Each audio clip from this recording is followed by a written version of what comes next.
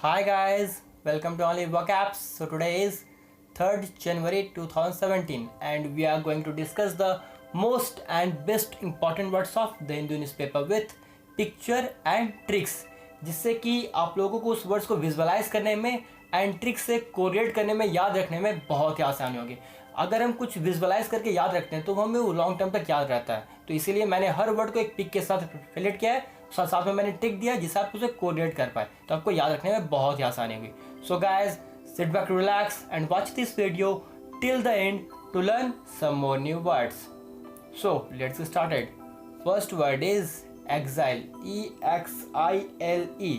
Exile मतलब होता है जब किसी पर्सन को उसके अपने कंट्री से, उसके अपने विलेज से निकाल दिया जाता है तो उसे बोलते हैं एक्साइल। ओके, सपोज कोई पर्सन है गांव में, तो वो क्या, वो बहुत विच क्राफ्टिंग करता है। विच क्राफ्टिंग मतलब होता है ना झाड़ फूक करना, मतलब भूत प्रेत को जो झाड़ फूक करता है उसे बोलते हैं विच क्राफ्टिंग। तो सपोज वो उस गांव में बहुत विच क्राफ्टिंग करता था, झाड़ फूक या भूत से रिलेटेड कुछ भी, तो उसे उस गांव से निकाल दिया गया तो उसे बोलेंगे एक्साइल। जब किसी पर्सन को उसके अपने गाँव से, अपने कंट्री से निकाल दिया जाता है तो उसे बोलते हैं exile. So exile means the condition of someone being sent or kept away from their own country, village, etc. especially for political reason, या कोई political reason के कारण उसे निकाल जाता है तो उसे बोलते हैं exile। और you can say a person who voluntarily absent from home or country।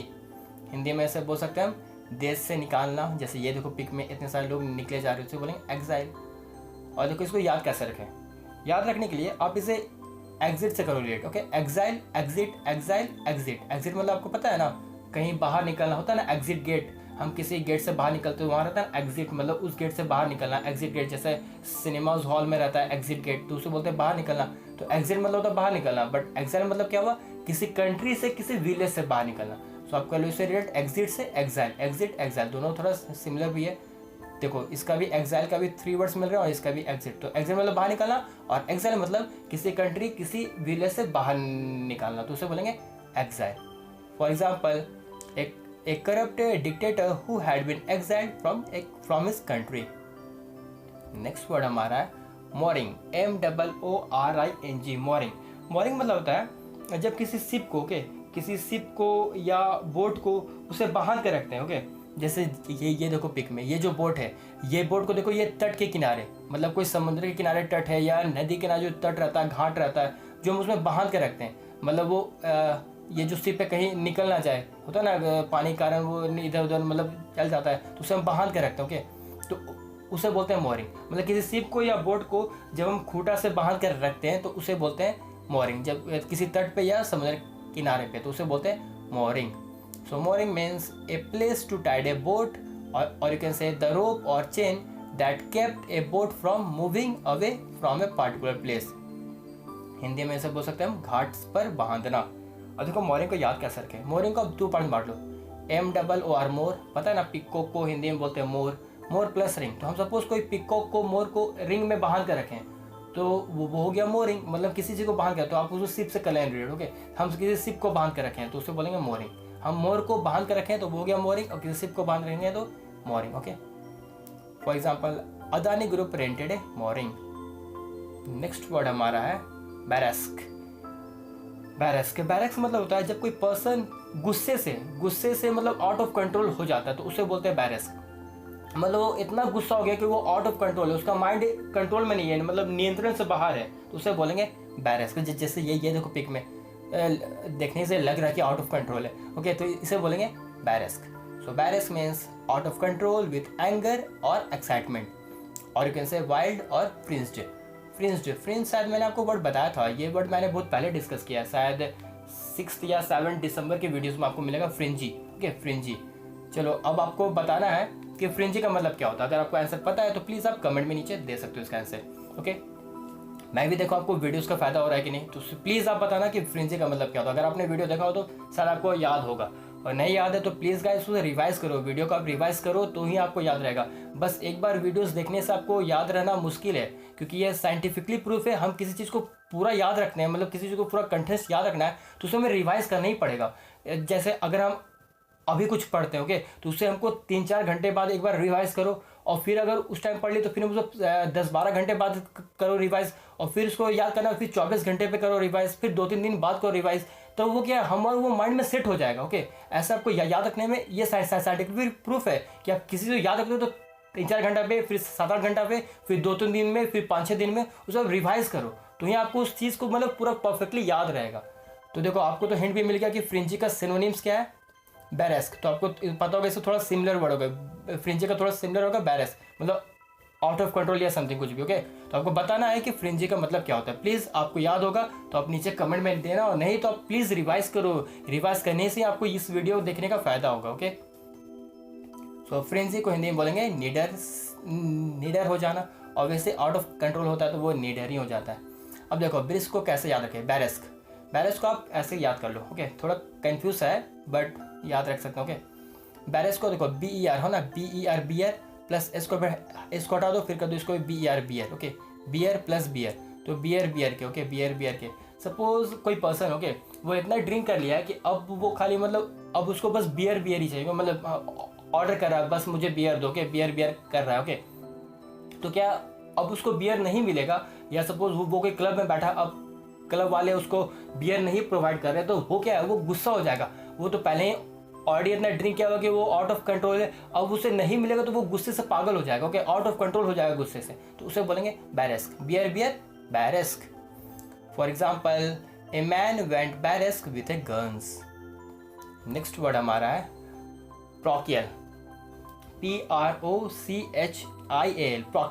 प्रोकियल means होता है छोटी सोच का आदमी। ओके, मतलब जो पर्सन का माइंड नैरो माइंडेड पर्सन है उसे बोलेंगे प्रोकियल, मतलब जिसका छोटी सोची हो, मतलब सोच छोटा होता है, या बहुत वो मतलब उसका माइंड बहुत कम है, मतलब क्या बोले नैरो माइंडेड है, छोटा आदमी, मतलब आप समझ रहे हो ना, मतलब जो नैरो माइंडेड पर्सन है उसे बोलेंगे प्रोकियल। जैसे ये देखो पिक में ये जो आदमी देखो, इसके साइड में यहाँ ये ब्लैक कलर, मतलब इसका ये बस स्ट्रेट देखता है, मतलब आगे पीछे क्या हो रहा है इसको कुछ नहीं लेना, बस ये स्ट्रेट देखता है, मतलब ये क्या है, नैरो माइंडेड है ये, मतलब इसका क्या बोलते हैं, खुला आदमी नहीं है, मतलब ओपन माइंडेड नहीं है, इसे बोलेंगे narrow minded, means प्रोकियल। Okay, so प्रोकियल means showing interest only in a narrow range of matters, especially those that directly affect yourself, your town and your own country, or you can say narrowly restricted in outlook or scope। Hindi में से बोल सकते हैं हम संकीर्ण दृष्टिकोण। Okay, अब देखो कैसे याद रखें प्रोकियल को आप रिलेट करो पारो से। ओके, देखो है ना फर्स्ट में भी 4 वर्ड है, पारो तो याद होगा ना आपको। प्रोकियल को रिलेट पारो से, पारो देवदास। ओके, तो आपको पता होगा पारो को जो मैरिज है वो देवदास से नहीं हुआ था। क्यों?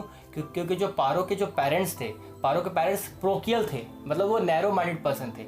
होता है ना जो अदर कास्ट में होता है, तो अदर कास्ट में रहते हैं तो मैरिज नहीं होता है, तो उन्हें बोलते हैं प्रोकियल। ओके, मतलब जो पर्सन क्या बोलते हैं सेल्फिश है या जिसका माइंड ओपन माइंडेड नहीं है। आपने सुना होगा ना कुछ पेरेंट्स या अंकल आंटीज चाहते हैं कि हमारा बेटा हमारा बच्चा अदर कास्ट में मैरिज ना करे, अदर रिलीजन मैरिज ना करे।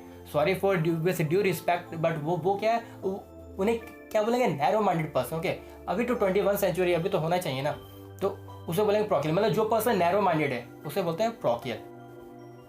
जो मैंने बताया पारो से, link this with Paro of Devdas whose parents were narrow in their outlook for Devdas family, so they married her to someone else. उसके पेरेंट्स जो है क्या प्रोकियल थे, नैरो माइंडेड थे, इसलिए उसका मैरिज हुआ किसी और के साथ। Okay, for example a parochial view. और नेक्स्ट वर्ड हमारा है फ्रॉड, FEUD, फ्रॉड मीन्स होता है ना किसी दो ग्रुप, किसी दो कंट्री के बीच या किसी दो विलेज के बीच जो कंटिन्यूस फाइट चल रही है, मतलब सालों से जो फाइट चल रही है उसे बोलते हैं फ्रॉड। मतलब सालों से मतलब 2 साल से 5 साल से 10 साल से 100 सालों से जो फाइट चल रही है, कंटिन्यूसली जो फाइट चल रही है उसे बोलते हैं फ्रॉड। ओके, मतलब क्या बोलते हैं उसको, पुश्तैनी जो फाइट चलती है, जैसे होता है ना आपने देखा होगा मूवी में कोई राजपूत का ग्रुप है या कोई सिंह का ग्रुप है, तो दोनों ग्रुप में कंटिन्यूसली जो फाइट चलती है तो उसे बोलते हैं फ्रॉड। ओके, आप इसे और एक एग्जांपल समझो, आपने मूवी देखी होगी रामलीला, तो रामलीला में था ना, रामलीला में 2 ग्रुप थे, 2 विलेज थे, दो ग्रुप थे। 2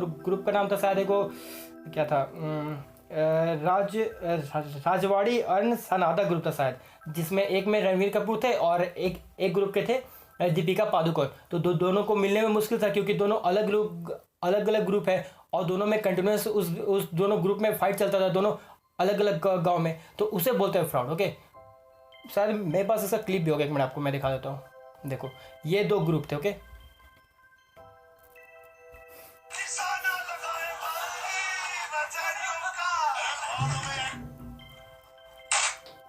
देखो यही देखो दोनों में जो फाइट चलता था। अब सही में गोली लग जाता है इसको तो। ये गोली तो दिल को छू गई।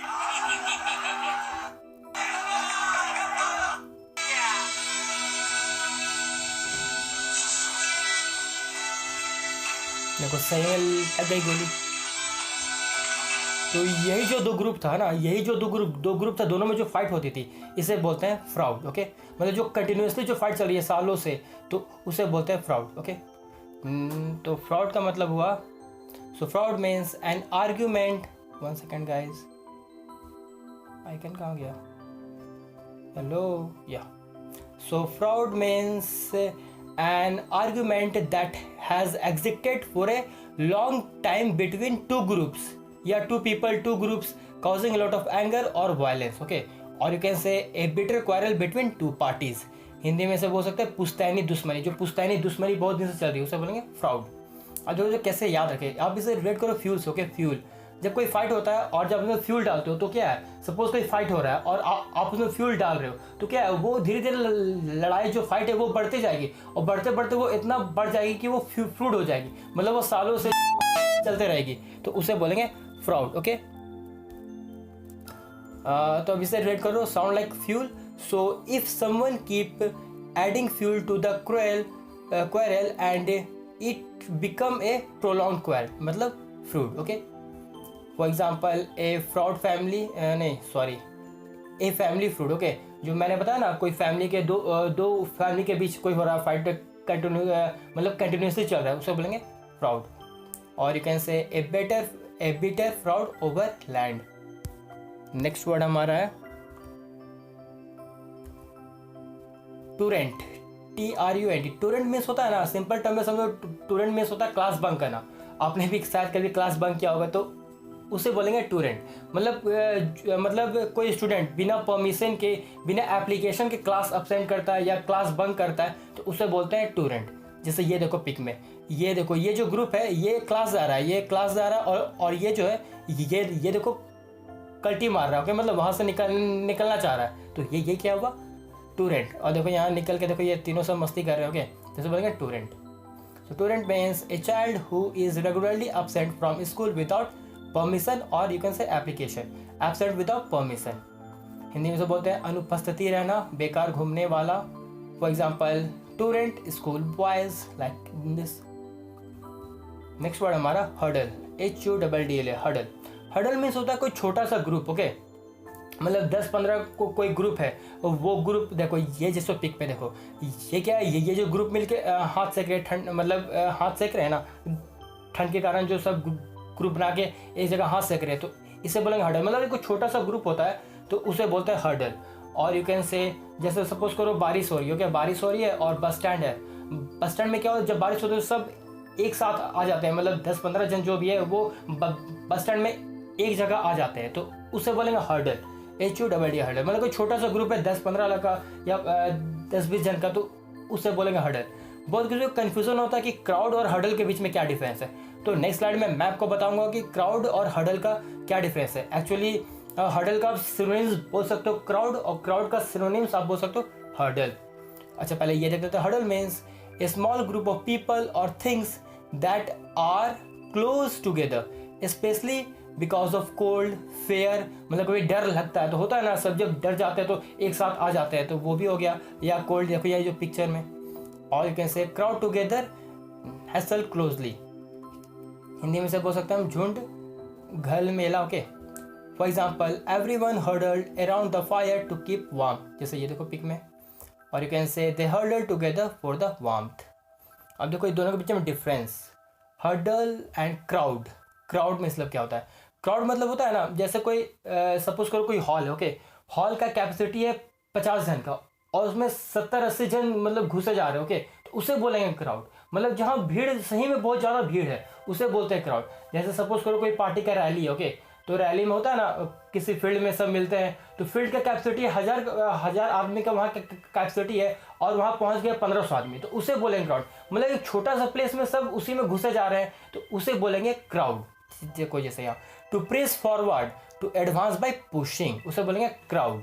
और हडल का मतलब क्या हुआ, to crowd together as when distress और फियर होगा। जैसे मैं कोई डर के कारण 10-15 जन जो एक साथ आ जाते हैं या कोई मतलब डर के कारण डिस्ट्रेस कर रहे हैं तो उसे बोलेंगे हर्डल। जैसे आपने देखा होगा अगर फुटबॉल मैच या क्रिकेट मैच में क्या होता है, जो 10-15 जन जो प्लेयर होते हैं गेम स्टार्ट होने के पहले सब एक गोल सा सर्कल बनाते हैं, एक ग्रुप बनाते हैं और कुछ अपनी स्ट्रैटेजी डिस्कस करते हैं, ओके, तो उसे बोलेंगे हर्डल। मतलब वो छोटा सा ग्रुप जो बना के कुछ डिस्कस कर रहे हैं, कुछ मीटिंग कर रहे हैं, कोई स्ट्रैटेजी डिस्कस कर रहे हैं तो उसे बोलेंगे हर्डल। जैसे वो ठंडी में जो हाथ तेप रहे थे उसे बोलेंगे हर्डल। और एक डिफरेंस है टू प्रेस और drive together specially in A small place. हाँ, स्मॉल प्लेस या स्मॉल स्पेस में मतलब सब घुसे जा रहे हैं उसे बोलेंगे क्राउड। और देखो, और ये hurdle means to get together और डिस्कस, मतलब कोई छोटा सा गेट टुगेदर है या कुछ हम डिस्कस के लिए, जो मैंने बताया ना जैसे फुटबॉल मैच के जो सब प्लेयर्स है वो लोग ग्रुप बनाए हुए तो उसे बोलेंगे हर्डल्स। आई होप आपको हर्डल्स एंड क्राउड में मीनिंग डिफरेंस पता चल गया हो गाइस।